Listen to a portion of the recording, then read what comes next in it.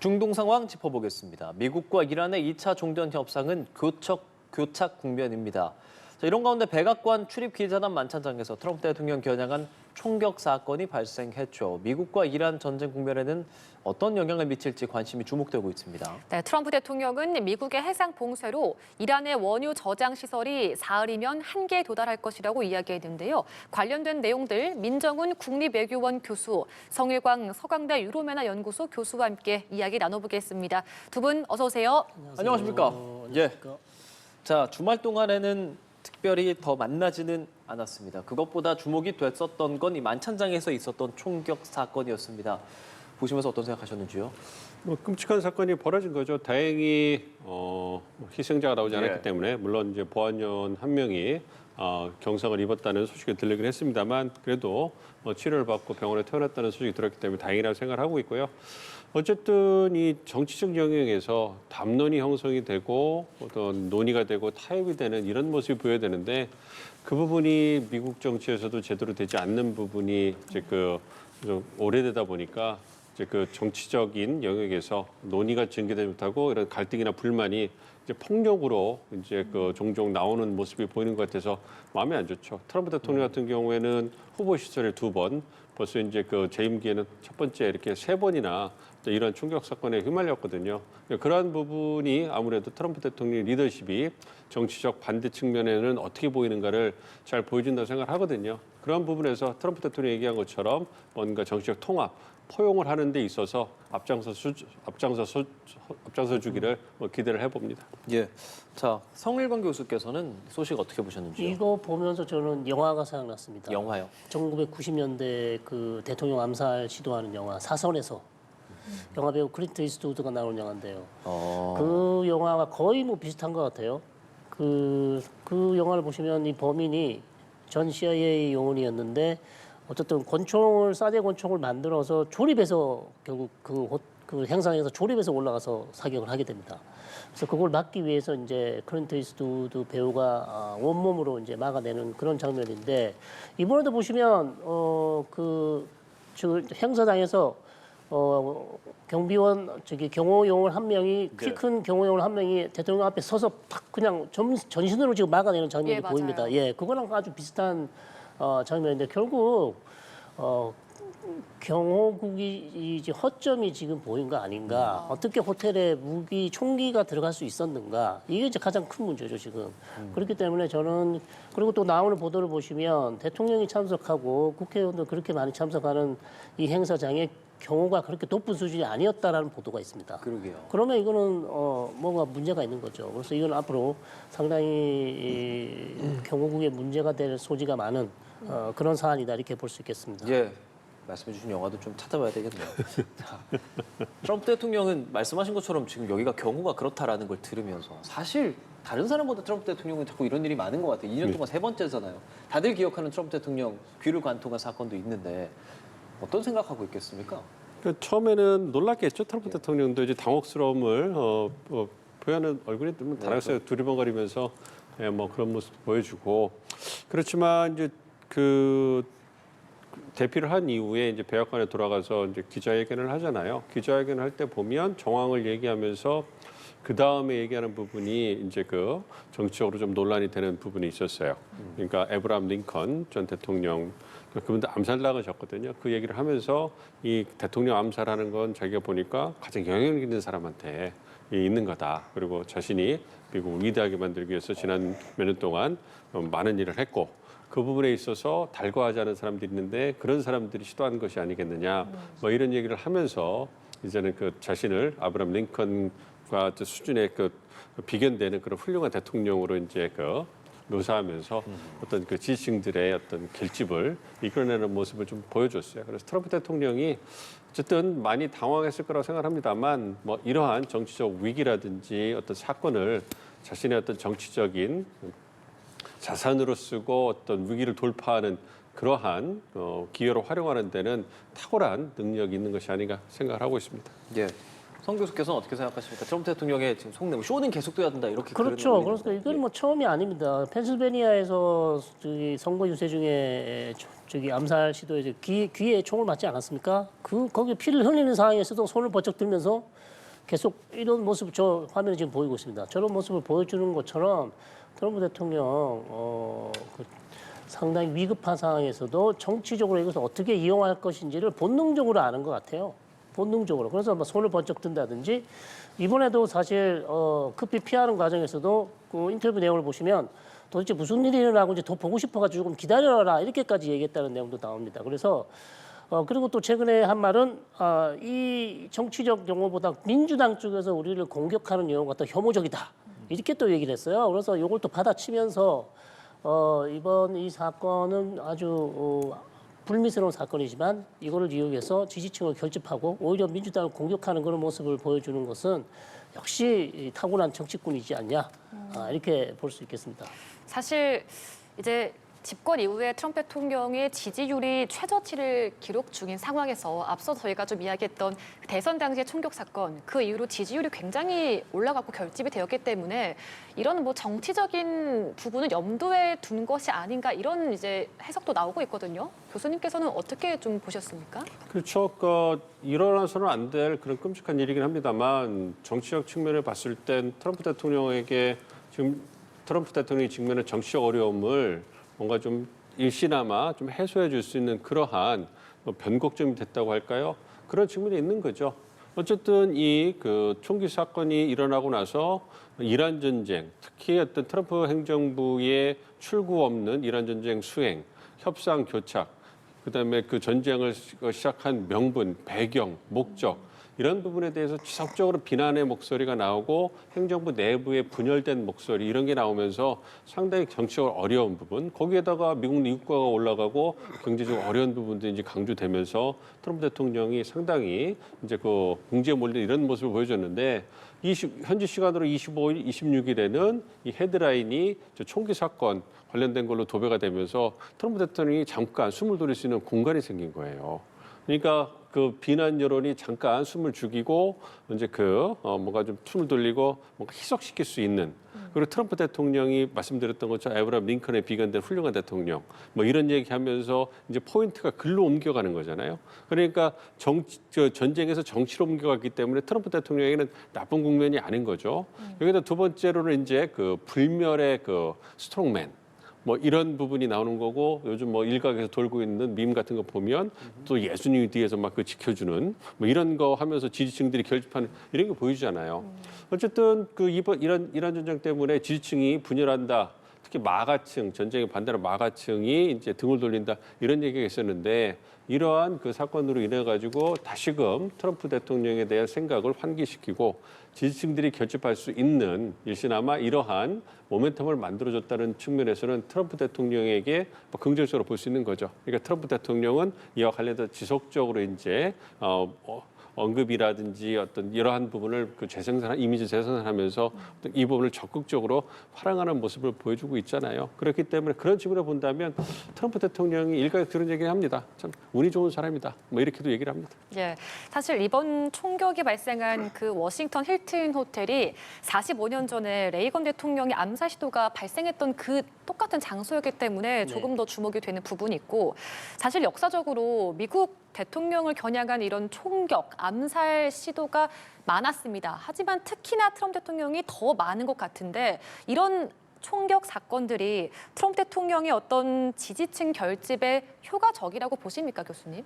본인한테는 본인은 지지층 결집으로 이용하려고 하겠죠. 왜냐하면 사건은 이미 일어난 것이고 그렇기 때문에 이 지지층 결집을 위해서 본인이 하고 싶은 얘기는 내가 아는 정책에 반대하는 사람 많은 건 나 잘 알고 있다. 그러나 우리는 폭력을 사용하지 않고 끝까지 우리가 원하는 길을 가겠다. 그게 미국을 더 위대하게 할 수 있다. 이렇게 얘기할 수 있죠. 그러나 우리를 반대하는 측에서는 누군지 모르겠지만 우리를 혐오할 수 있고 또 극단적인 사람들은 이렇게 나한테 폭력을 쓸 수도 있다. 그러나 우리는 거기에 동의하지 않고 굴하지 않고 꿋꿋이 계속해서 우리가 자신이 추진해온 국내 정책이라든지 외교 정책을 꿋꿋이 이어가겠다는 그런 모습을 보여줘야 되겠죠. 그렇게 이용해야 또 지금 위기에 처해 있는 트럼프 대통령, 지지율이 최저로 낮아 있는 트럼프 대통령 입장에선 전화위복의 기회를 만들 수 있는 그런 상황이라고 생각할 수 있겠습니다. 네. 자, 이 전쟁 상황과 좀 연관해서 생각을 해본다면 이란에서는 지금 이 상황 어떻게 좀 보도하고 있습니까? 이란에서는 이제 자작극이다. 어. 트럼프 대통령이 위기에 처한 트럼프 대통령이 스스로 만든 자작극이고 우리하고는 상관이 없다는 걸 이제 보여주기 위한 거죠. 왜냐하면 상당히 초기에 사건 초기에 이게 혹시 이란 측에서 뒤에 배후가 있는 것 아닌가 그런 의심을 많이 했었는데, 근데 트럼프 대통령 본인이 직접 이거 이란과 상관이 없다. 초반에 이미 선을 그었습니다. 선을 그은 이유는 저는 협상 자체를 더 위태롭게 할 수도 있거든요. 그렇기 때문에 처음부터 이거는 이란과 관련이 없을 가능성이 높다 이렇게 판단하고 이란하고 관련이 없다고 얘기를 하고, 이란 입장에서는 이것은 이제 트럼프 대통령이 궁지에 몰린 트럼프 대통령이 오히려 자작극을 해서 자신의 지지율을 올린다거나 아니면 이란 협상에서 본인이 좀 우위를 가져보려는 그런 어떤 수술 그런 술수가 아닌가 이렇게 지금 그렇게 주장을 하고 있습니다. 예. 타스님 통신에선 대선 때 암살 미수에 이어 또 수상한 사건이다 이렇게 보도를 하던데요. 어떻게 생각하시는지요? 뭐 이런 측에서 말씀해 주신 것처럼 교수 말씀해 주신 것처럼 저희 그 책임 소재를 분명히 하고 싶겠죠. 책임 소재를 분명히 하고 어쨌든 그 강대강 대치가 해주고 있으니까 예. 가장 좋은 정치적 공격은 자작극이다 이런 얘기를 하는 건데, 그거는 뭐 이런 측의 입장이니까 그렇긴 합니다만 트럼프 대통령 입장에서는 이 자작극을 했을 때 갖고 올, 만약에 그것이 대통령했을 때 갖고 올 호응이 워낙 크거든요. 뭐 그래서 자작극을 할 이유도 없는 것이고, 그런 부분에서는 좀 이란 측에서도 뭐 신중히 좀 봐야 되지 않을까 좀 생각을 하는데, 워낙 트럼프 대통령이 뭐 국면마다 어떤 그런 강한 언급을 많이 했기 때문에 그런 측면에 있어가지고 어떻게 보면은 이제 그 돌려받는 것이 아닌가 이런 생각도 들기는 합니다. 그래서 이런 그 상황을 보면서 어쨌든 트럼프 대통령 입장에서는 뭐 좀 시간을 좀 더 벌 수 있다. 뭐 아무래도 이제 지지층을 결집하고 전쟁을 좀 더 끌고 갈 수 있는 국면을 그 시간을 더 얻은 것이 아니냐 이런 얘기도 하고 있습니다만 그 부분은 좀 지켜봐야 될 것 같고요. 어쨌든 트럼프 대통령에게 이런 그 벌써 세 번째라고 말씀을 드렸잖아요. 예. 그러니까 다른 대통령들도 암살 시도를 겪긴 한 적이 있습니다만 세 번씩이나 이렇게 짧은 기간에 겪은 대통령이 있었나 이건 좀 찾아봐야 되겠습니다만 제가 알기로는 굉장히 없는 걸로 알고 있거든요. 그러니까 그만큼 트럼프 대통령의 리더십이 상당히 자극적이고 극단적이라는 걸 보여주는 거예요. 미국 정치가 아무리 양극화가 돼 있다고 하더라도 리더십 차원에서 보여주는 그러한 리더십의 어떤 성격이 워낙 그 분열을 조장하고 어떤 그 갈라치기를 하는 측면이 강하기 때문에 그런 부분에서 정치적 반대를 포용하지 못하는 부분이 강하기 때문에 정치적 반대하는 측면에서 극단적으로 어떤 폭력적으로 행동에 옮기는 이런 게 많이 나타나는 것이 아닌가 생각이 들고 있기 때문에 이런 부분에서 어떤 미국 정치권에서 이제 이런 부분에 대해서 좀 그 본질을 좀 꿰뚫고 또 좀 그 반면교사로 삼을 필요는 있다고 생각합니다. 네, 사실 오늘이 영국 찰스 3세가 미국을 국빈 방문하는 날입니다. 총격 사건이 발생하고 예정대로 진행하겠다 이렇게 알려지고 있는데 이게 지금 트럼프의 초청으로 성사되고 있는 거거든요. 사실 그동안 전쟁이 이어지면서 유럽과 미국의 관계가 좋지 않은 상황이었는데, 그렇죠. 네, 이런 행사를 만들었다라는 것도 트럼프 대통령의 일종의 전략이었을까요? 그렇겠죠. 아무래도 지금 특히 이제 영국과도 그렇게 사이가 좋지 못했거든요. 전쟁 기간 중에 영국에서도 디에고 가르시아 이 또 군사 기지 초기에는 사용을 불허했다가 후기에는 이제 전쟁 말미에 다시 사용을 허가를 승인해주고 그렇게 했었지만, 어쨌든 영국과도 이번 이란 전쟁에 있어서 그렇게 큰 공조나 도움을 받지 못했어요. 예. 자, 그런 상황이고 뭐 나토와는 당연히 뭐 지금 사이가 서먹서먹한 그런 사이인데, 어쨌든 영국 찰스 국왕을 초청해서 유럽과 아니면 또 영국과의 새로운 관계 개선을 좀 모색해 보려는 그런 트럼프 대통령의 의도가 이번에 담겨 있지 않냐. 물론 실제 정치력은 뭐 발휘하기는 어렵겠죠. 찰스 국왕이 뭐 총리가 있기 때문에. 그렇지만 어쨌든 상징적으로 영국의 국왕이기 때문에 국왕을 초청해서 좀 우호적인 관계를 만들어 보려는 그런 시도다 이렇게 말씀드릴 수 있겠죠. 하나 또 추가드리면 올해가 잘 아시는 것처럼 미국 건국 250주년이에요. 굉장히 그 의미가 있는 해고 그래서 이제 올해 연중에 걸쳐서 다양한 행사가 미국 전역에서 펼쳐지거든요. 그 어떤 다양한 행사 중에 하나로 이제 그 영국 국경을 초청하는 이런 행사를 이미 오래전부터 계획이 돼 있었고 문제는 뭐 전쟁이라든지 어떤 총기 사건 때문에 연기할 것이냐 이런 부분이 관심이 있었는데 연기하기보다는 뭐 그런 총기 사건이 있어도 트럼프 대통령이 나는 굴하지 않는다. 쇼는 계속돼야 되고 행사는 그다음에 일정은 계속돼야 된다. 이런 강인한 모습을 보여주는 거죠. 그리고 250주년에 영국 국왕을 그 초청해서 어떤 양국 관계를 보여주는 화합을 보여주는 것은 상당히 의미가 있죠. 그러니까 미국이 독립한 국가가 식민지로 독립한 국가가 영국이잖아요. 그러니까 그러한 그 영국의 국왕을 초청했다는 것은 그러니까 과거에 독립을 하기 위해서 양국이 전쟁을 벌였지만 이제는 양국이 예전에 어떤 아픈 과거를 잊고 함께 협력하고 화합하는 이러한 모습을 보여주는 거예요. 그래서 그런 부분에서 이제 그 찰스 국왕 상징적인 인물을 초청해가지고 이제 그러한 양국의 어떤 그 좋은 관계를 그 강조하는 건데. 말씀해 주신 것처럼 이란 전쟁으로 인해 가지고 미국과 영국과의 관계가 좀 삐걱거리잖아요. 뭐 그런 부분에서 그럼에도 불구하고 이런 그 찰스 국왕과 트럼프 대통령이 잘 지내는 모습을 통해 가지고 여전히 양국 관계는 우호적이다 이런 메시지를 발신하려고 하는 것이 아닌가 생각합니다. 예, 자 트럼프 대통령 그리고 미국 내부적인 상황, 외교적인 상황까지 함께 짚어봤습니다. 자 이제 중동 전쟁 상황을 조금 더 집중해서 다시 이야기를 하려고 하는데요. 결과적으로는 이번 주말에 대면 협상하지 못했습니다. 그렇죠. 왜라고 보세요? 기본적으로 이란 측에서 할 생각이 없었어요. 일단 아락지 외무장관이 출발할 때부터 이란 쪽 언론을 보시면 파키스탄 가더라도 미국과의 협상, 미국과의 대화는 없을 것이다. 그렇게 못을 박았기 때문에 사실 저는 그렇게 기대하지는 않았습니다. 그렇기 때문에 이루어지지 않았고 특히 이제 이란 입장에서는 지금 파키스탄 측에 전달한 내용을 보시면 핵 협상을 일단 뒤로 미루자. 그러니까 가장 시급한 문제는 이제 호르무즈 해협을 개방하자. 근데 이걸 어떻게 개방할 것인가 이 문제에 지금 집중해 있고 그다음에 또 전쟁 배상 문제. 그다음에 호르무즈를 앞으로 이란이 어떻게 우리가 관리를 할 것인지 이런 문제에 대한 어떤 자신들의 아이디어를 전달했고 그렇게 함으로써 일단 전쟁을 끝내자. 전쟁은 끝내자. 핵 문제는 나중에 논의로 하고요. 나중에 하자. 그렇게 지금 제안을 했다는 보도가 많이 있기 때문에 과연 그러면 이것을 트럼프 대통령이 수용을 할지 일단 전쟁 먼저 끝내고 핵은 나중에 협상하는 걸로. 근데 트럼프 대통령의 마음은 지금 그게 아니잖아요. 그러니까요. 핵 문제가 가장 시급한 문제인데 호르무즈 해협은 당연히 중요한 문제이기도 하지만 이 두 개 전부 다 같이 지금 풀어야 될 문제인데 이란 입장에서는 지금 핵 논의는 전혀 지금 논의가 안 돼 있다. 지금 이렇게 얘기가 나오고 있어서 상당히 협상이 앞으로 2차 휴전 협상이 어떻게 진행될지 상당히 난항이 예상되는 그런 대목입니다. 예, 잠시 뒤에 하나하나 좀 자세히 짚어보도록 하겠고 일단 이란 같은 경우는 러시아로 향하던 도중에 파키스탄을 잠깐 들렀다. 어느 정도 이번 주말에 만나지는 못해도 좀 어떤 가능성을 좀 제시하고 있는 상황이라고 볼 수 있겠습니까?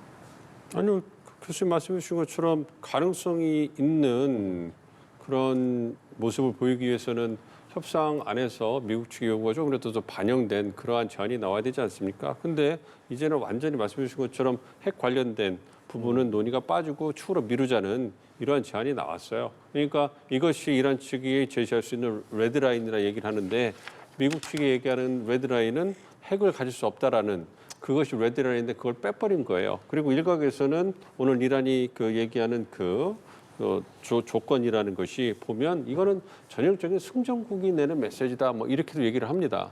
그 얘기를 하고 있기 때문에 이란의 어떤 그 협상 문턱이 훨씬 더 높아졌다 이렇게 좀 볼 수가 있는 거거든요. 그런 상황에서 이제 미국이 어떻게 이란 측 요구를 받아들일 수가 있겠습니까? 그래서 이런 부분은 이란이 아무래도 시간은 자기의 편이고 자기들은 어떤 경제 어려움이 있어도 버틸 수 있다.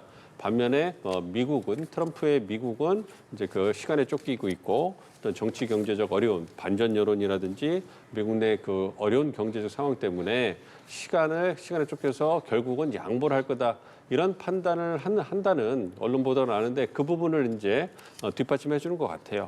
근데 이제 미국 입장에서는 아무리 트럼프 대통령이 시간에 쫓긴다 하더라도 이런 제안을 받을 수는 없는 거고 그렇기 때문에 트럼프 대통령 입장에서는 지금 얘기하잖아요. 협상 전화해라. 이 얘기는 미국도 서두르지 않겠다. 협상에 큰 관심이 없다 이런 얘기를 하는 거거든요. 근데 이제 미국 입장에서 시간에 쫓기고 있고 장기간 이런 부채 상태 봉쇄하면서 가기는 어려울 거예요. 유가 문제라든지 미국 내 경제 활동 위출될 가능성 때문에 그렇다면 다음 행동으로 넘어갈 가능성이 큰 거죠.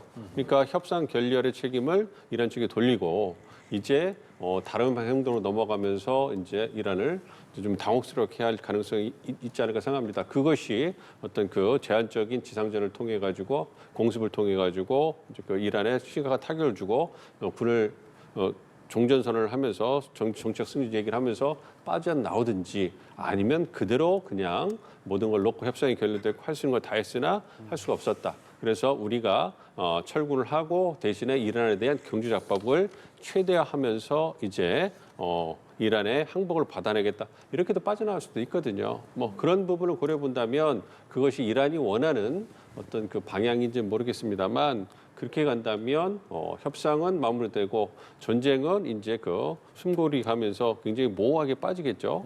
뭐 그런 부분. 그렇기 때문에 이란으로서는 상당히 얻을 게 없는, 그러니까 얻을 수 있는 거는 그냥 정치적으로 전쟁에 승리했다. 미국을 몰아냈다.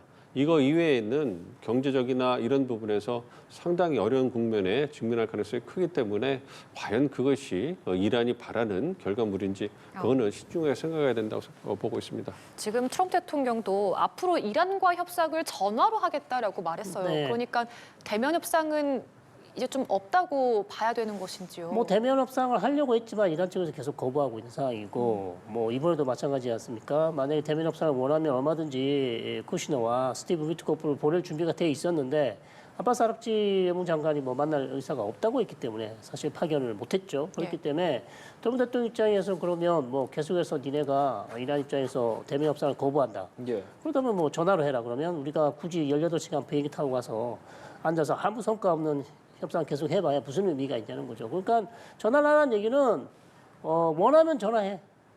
뭐 대화하기 싫어? 그럼 말아. 급할 게 없다는 예, 건가요? 그런 얘기죠. 정확히 말씀드리면 이게 뭐 앞으로 대면 협상을 안 하고 전화로만 하겠다는 의미가 아니고 예. 당신이 급할 때 정말 마음이 있을 때 연락을 해라. 그렇지 않으면 우리도 별로 협상에 관심이 없어. 그러니까 급할 때 연락하고 필요하면 전화해라. 이런 얘기거든요. 그러면 우리도 느긋하게 기다리겠다는 얘기예요. 그렇다면 제 생각은 아마도 트럼프 대통령의 지금 이 사인은 그러니까 호르무즈의 봉쇄를 계속 유지하고 이란은 경제적으로 옥죄이겠다는 얘기입니다. 그러니까 경제 압박으로 해서 이란은 지금 압박하겠다는 것이고 여기에다가 지금 최근 CNN 뉴스를 보시면 이란의 그 전자화폐 해외에 있는 동결 자산도 지금 전자화폐도 자산을 동결했다는 얘기가 나오고 있어요. 그렇다면 전방위적으로 이란의 어떤 경제 상황을 어렵게 만들어서 앞으로 이란이 어떻게 나올지 지켜보겠다는 그런 작전으로 약간 바꾼 게 아닌가 모르겠습니다. 제 생각은 그런데 그럼 이걸 언제까지 그럼 이렇게 할 것이냐 그건 또 알 수가 없어요. 그럼 왜냐하면 세계 경제가 계속 어렵고 예. 유가를 안 내려오고 호르무즈는 계속 막혀 있으니까 마냥 이거를 끌고 갈 수는 없죠. 그렇기 때문에 일단 지금은 경제적으로 압박을 할 것이고 이란이 정말 힘들다고 생각할 때 전화를 하라 이 얘기인 것 같습니다. 예.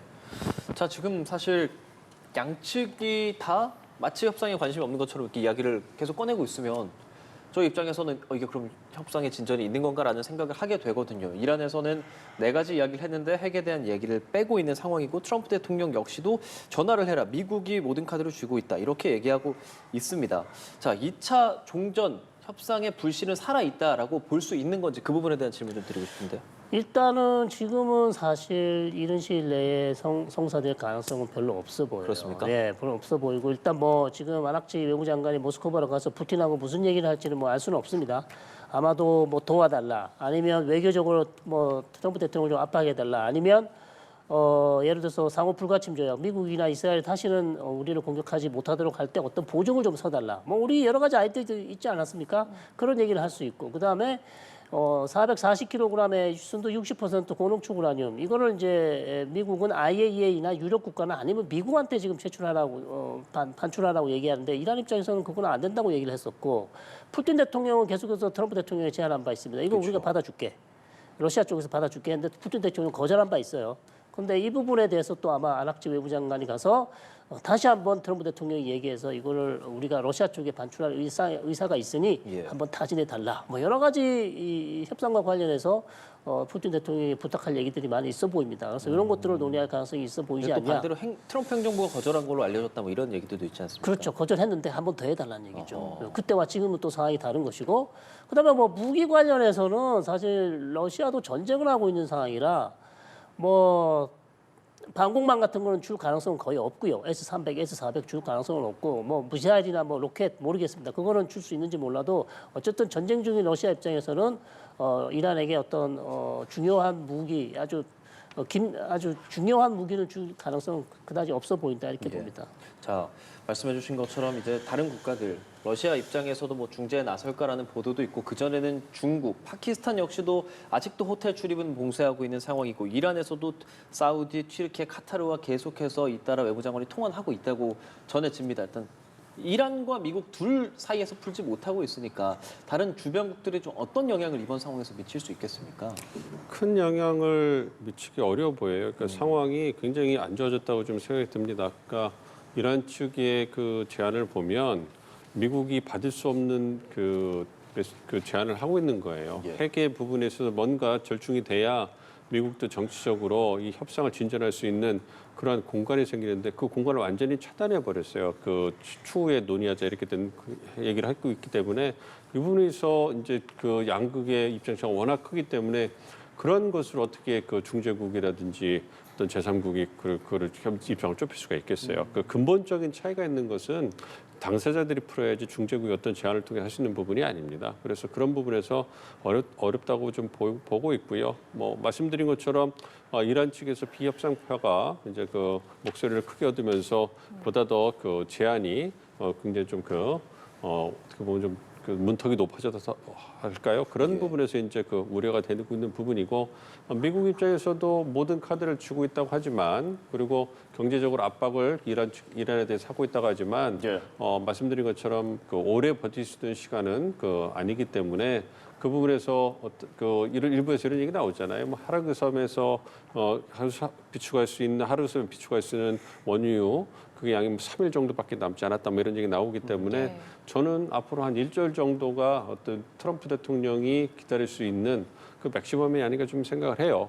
이제 5월 1일 날 뭐 전장원화법 발동된다 뭐 그 부분이 있는데 저는 그것을 트럼프 대통령이 준수할 가능성은 매우 희박하다고 보지만 어쨌든 그러한 부분에 있어서 4월 말까지 전쟁을 하는 것은 예. 트럼프 행정부한테도 상당히 어떤 전쟁을 빨리 끝냈다라는 그 명분 측면에서도 의미가 있는 기간이기 때문에 어떤 나름대로의 어떤 그 준거점으로 삼을 가능성은 꽤 있다고 봅니다. 그렇기 때문에 어쨌든 지금으로서는 협상을 기다리겠다. 예. 협상을 열어놓고 협상장으로 돌아와라 얘기를 하는 것은 뭐 그 전에 협상이 되면 좋지만 그렇게 되지 않으면 협상을 결렬시킬 그러한 명분으로 삶을 가능성이 꽤 있습니다. 그렇기 때문에 우리가 생각하는 것보다 또 그렇게 길지 않게 늦어도 5월 초가 되면 미국이 다른 행동으로 가지 않을까 예상을 하고 있습니다. 그러니까 그 다른 행동이 뭘까가 궁금해집니다. 자, 기다릴 수 있는 게 많이 없다라고도 말씀해 주셨는데 그렇다면 이게 결렬이 나게 되면 더 큰 무역 전쟁이 되는 건가? 혹은 트럼프 대통령은 그냥 승정선언하고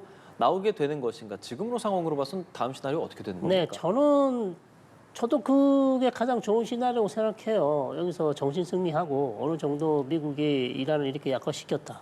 예. 예, 그리고 그냥 가서 군을 빼고 철수하면 좋을 것 같은데 트럼프 대통령의 발목을 잡고 있는 것은 일단 가시적인 성과가 그렇게 많지가 않다. 특히 핵과 관련해서는 정권을 약화시킨 거는 맞으나 예. 440kg 그대로 남아있죠. 그다음 우라늄 농축 관련해서 합의가 전혀 안 됐죠. 그러면 그냥 떠나게 되면 그럼 이란은 앞으로 어떻게 하겠다는 거죠? 이란 정권은 그냥 이 군사 정권 사실 군부 통치나 마찬가지인데 이 군사 정권을 그대로 유지시켜 줄 것인데 그럼 이 정권은 앞으로 핵무기를 만들지 않는다는 보장이 있는지 그리고 440kg 거 찾아가지고 60%인데 조금만 더 농축을 하면 90% 넘어가는 것이고 그다음에 핵무기를 만들 수 있는 물질이 될 터인데 여기에 대한 아무런 해결책 없이 그냥 떠난다 했을 때 국내외적으로 어마어마한 비난에 시달릴 수도 있지 않겠습니까? 그리고 이런 것들이 상당히 지금 트럼프 대통령의 발목을 잡고 있고, 그다음에 본인이 2018년 오바마 핵 합의를 탈퇴하고 나서 지금 이란과 새로운 합의, 오바마 합의보다 더 나은 합의를 해야 된다는 그런 또 당위성도 있잖아요. 본인이 또 그렇게 얘기를 하고 있고, 자 그런 상황에서 아무런 핵 합의를 만들어내지 못하고 그냥 호르무즈 해협도 지금 아무것도 해결하지 못하고 그냥 떠나야 된다. 이게 상당히 저는 이제 트럼프 대통령 입장에서 큰 부담이 될 수밖에 없다는 얘기죠. 그렇기 때문에 지금 트럼프 대통령이 어쨌든 군사적 수단을 일단 한번 뒤로 물러 세운 다음에 지금 경제 제재로 다시 선회를 해서 이란을 계속해서 압박하고 그다음 이란이 어떻게 나오는지를 볼 거예요. 보다가 이것마저도 통하지 않았을 경우 이제 마지막 남은 옵션이 군사적 옵션이죠. 예. 군사적 옵션이기 때문에 저는 군사적 옵션이 완전히 배제된다라고 생각하지 않습니다.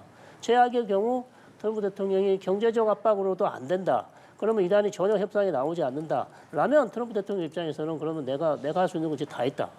이제 정말 나에게 남은 마지막 옵션은 군사적 옵션밖에 없다. 그러니까 정당성을 부여하겠죠. 국제사회에다. 내가 할 수 있는 거 다 해보지 않냐. 대화해서 안 됐고 경제 압박하라 그래서 경제 압박했는데 그것도 통하지 않는다. 그렇다면 내가 할 수 있는 건 이제 다 썼다.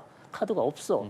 그렇다면 군사적 옵션으로 갈 수밖에 없는 그런 상황이 된다는 그런 상황이 될 수도 있다는 것이죠. 예, 참 이게 풀리지 않는 문제들이 좀 많은데 핵도 그렇지만 사실 호르무즈 이란은 호르무즈 먼저 풀어라. 하지만 미국 측에서는 절대 먼저 풀지 않겠다라고 강경하게 지금 맞서고 있는 상황인데 이 호르무즈 해협 문제는 좀 어떻게 풀릴 거라고 보세요? 호르무즈 해협 문제는 이란이 갖고 있는 그 유일한 카드라고 볼 수 있는 거고 그거의 해용성을 좀 떨어뜨리기 위해서 미국이 역봉쇄를 하는 거 아니겠습니까? 네. 그리고 말씀해 주신 것처럼 이제 군사적 그 어떤 수단은 거의 다 사용을 했기 때문에 남은 건 지상전밖에 없단 말이에요. 근데 지상전은 미국이 수행하기 어려운 상황에 있는 것이고 그렇다면 경제적 압박을 최대화하려고 노력하고 있기 때문에 그래서 이제 이란으로 들어가는 뭐 수출품, 수입품을 모두 다 막아버리고 거기다 뭐 러시아산 원유까지 공급되는 것까지 막아버렸잖아요. 그런 걸 보면 경제적 압박에 이제 그 어떤 호소하면서 상황을 지켜보는 이런 상황인데 문제는 시간이에요. 그러니까 이란은 그냥 버틸 겁니다. 뭐 어쨌든 뭐 국민을 생각하는 그런 정부가 아니기 때문에 버티고 힘든 건 국민이지 뭐 지도층이 아니거든요. 뭐 버틸 건데 문제는 이제 그 미국인 거죠. 미국이 언제까지 트럼프 대통령이 버틸 수 있느냐. 저는 오래 못 간다고 봐요. 지금 4월이 지나고 5월 달까지 만약에 이런 상황이 지속되면 그렇다면 미국 내 미치는 그 경제 여파가 2, 3개월 시차가 있다고 생각하면 7월, 8월까지 간다는 얘기예요. 그러면은 올 거의 상반기에 넘어가서 여름이 다 지나가고 가을까지 갈 수 있다는 얘기인데 그렇다면 11월 중간 선거는 물 건너간 겁니다. 그렇게까지 하면서 이 전쟁을 끌어갈 수 있는 여력이 없어요, 미국은 트럼프 대통령은. 그렇기 때문에 저는 얼마 협상에 매달리지 않겠다라는 저런 메시지가 이게 뭐 시간이 미국 편이기 때문에 기다리겠다 이런 메시지도 되지만 그냥 협상을 엎어버리겠다라는 그런 메시지도 되는 거예요. 그렇기 때문에 협상을 엎을 때 말씀하신 것처럼 군사적 제한적으로 지상전을 할 거냐 아니면 이제 그대로 빠져나갈 거냐. 근데 뭐 절충적으로 말씀드린 것처럼 전략적 요충만 때리고 에너지 시설이나 인프라 시설을 때리려고 했으나 또 중동 국가들의 그 간곡한 만류 때문에 내가 어쩔 수 없었다. 그런 부분에서 내가 이제 한번 고려를 했다. 이렇게 얘기하고 빠져나가면 그만인 거예요. 호르무즈 해협은 이제 동맹들 니들이 알아서라 하고 던지고 나가면 그만인 거거든요. 그렇게 하면서 아마 모색을 할 거고 그리고 말씀하신 정치적 비난, 외교적 비난 이 부분에 대해서는 말씀드린 것처럼 정치적 주장을 통해 가지고 나름대로의 명분을 만들 겁니다. 주장이라는 것은 그것이 적실하냐 적실하지 않느냐 이 부분에 의미가 없는 거예요. 주장하면 그만인 거거든요. 근데 만약에 그렇게 나오면 미국 내에서도 많은 비난이 있긴 하겠습니다만 그 지지층 입장에서는 전쟁을 끝낸 것 그리고 어쨌든 이란에게 상당한 국내적으로 피해를 줬다는 부분은 부인할 수 없는 사실이거든요. 그래서 아까 이제 서영건 교수님 말씀하신 것처럼 저희가 대기실에 얘기한 것처럼 이란이 현재까지 피해를 복구하는 10년 이상 걸린다는 거예요.